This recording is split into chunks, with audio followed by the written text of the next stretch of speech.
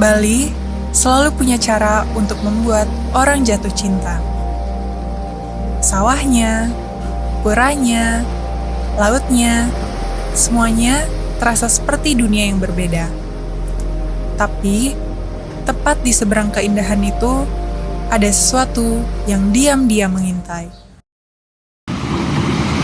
Wow. Wih. Siapa saja pengamatan itu.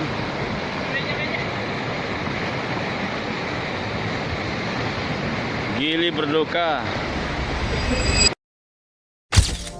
Selat Bali menyimpan riwayat gempa dan tsunami yang pernah memporak-porandakan Lombok. Bisa saja suatu hari menyapa pesisir ini.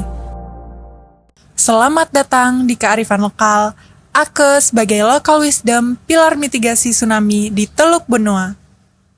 Turun-temurun dari keluarga yang tertua, dengan adanya Ake ini yang dibikin oleh, boleh dikategorikan komunitas-komunitas, ternyata Ake ini bisa memecah gelombang karena Ake ini dibikin dari kayu yang ditata yang posisinya masih mempunyai celah-celah air untuk bergerak, namun tidak sepenuhnya air itu bisa bergerak dengan kencang karena dihalau oleh kayu-kayu yang ditata sebagai Ake itu, sehingga pada tahun itu tidak terjadi korban apa-apa. Maka dari itu kami di pesisir terutama yang ada di Teluk Benoa ini, bahwa Ake salah satu metode atau cara juga dalam bentuk pencegahan daripada gelombang besar atau boleh dikategorikan menanggulangi bencana alam seperti tsunami. Bagi masyarakat Tanjung Benoa, Ake bukan hanya benda atau tradisi biasa. Ake dibuat menggunakan bahan-bahan sederhana dari alam sekitar. Namun, di balik kesederhanaannya, terdapat nilai kearifan lokal yang diwariskan secara turun-temurun. Tradisi ini mengajarkan masyarakat untuk hidup selaras dengan alam. Jadi kayu yang ditancapkan segi 4, 2 bagian itu akan memegang kayu-kayu yang akan ditata di dalamnya yang berdiri, sehingga kayu-kayu itu mempunyai rongga. Rongga itu bisa dijadikan tempat ikan diam.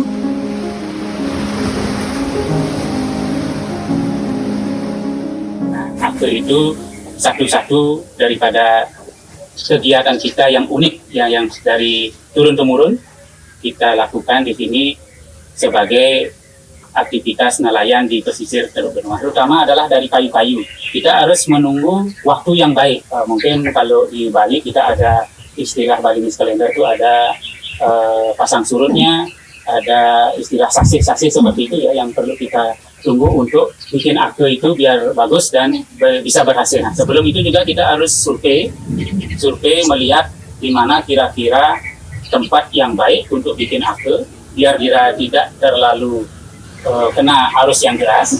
Karena kalau di tempat arus yang deras, mungkin kayu-kayu itu akan hanyut terbawa arus. Di satu sisi, dia tidak terlalu dalam. Artinya pada saat air surut, tempat itu tetap ada air, tetapi tidak terlalu dalam. Jadi kalau pada saat kita memanen, jadi kita bisa dengan leluasa, tidak ada kendala. Cari juga tempat yang strategis, tempat yang mungkin dekat dengan rumput lautnya, dekat dengan ada karang-karang, karena secara alami atau secara logika ikan-ikan itu akan dominan, sebagian besar tinggal di situ. Jadi harapan kita adalah setelah kita bikin Ake di tempat itu, ikan-ikan itu akan datang dan tempat akan tinggal di Ake kita itu. Jadi setelah kita tahu tempatnya di mana, baru kita akan bikin lubang, kita akan gali hasilnya di situ biar agak dalam ya. Jadi pada saat airnya surut, jadi di tempat Ake itu masih tergenang air. Jadi ikannya akan tinggal di situ selama ini. Tidak sembarangan juga itu kita tata dengan rapi, biar ada celah tempat daripada ikan itu sembunyi dan ada celah ikan itu untuk tinggal dan bertelur. Terkadang kita berpikir bahwa mitigasi bencana itu soal teknologi. Itu tidak salah, tapi ada satu hal yang kerap kita lupakan, bahwa sebelum semua teknologi itu ada, masyarakat pesisir sudah punya caranya sendiri. Inilah yang dunia akui dalam Sendai Framework for Disaster Risk Reduction, bahwa masyarakat lokal adalah garis pertama dalam menghadapi bencana. Dan Ake adalah bukti hidup dari prinsip itu. Di tengah arus modernisasi, tradisi seperti Ake menjadi pengingat bahwa kearifan lokal bukan sekedar warisan masa lalu. Ia adalah pengetahuan, identitas, dan cara masyarakat bertahan hidup. Teluk Benua mengajarkan satu hal, bahwa hubungan manusia dan alam harus dijaga dengan rasa hormat. Karena di balik setiap tradisi yang bertahan, selalu ada alasan mengapa ia tidak boleh hilang.